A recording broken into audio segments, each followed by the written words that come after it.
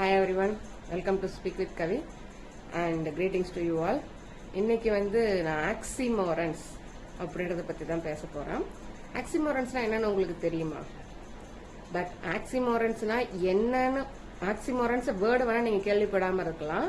But ஆக்சிமோரன்ஸ்னா என்னன்றது கண்டிப்பா உங்களுக்கு தெரிஞ்சிருக்கும். ஓகேங்களா? பட் இதுதான் ஆக்சிமோரன்ஸ் அப்படின்றத நீங்க தெரிஞ்சுக்காம இருந்திருப்பீங்க.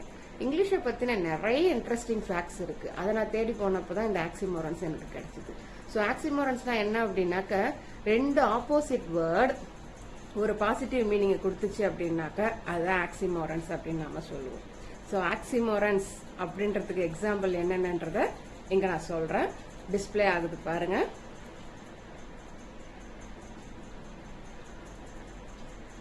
ஸோ இது போல ஆக்சிமோரன்ஸ் உங்களுக்கு தெரியும் அப்படின்னாக்க எனக்கு கமெண்ட்ல சொல்லுங்க.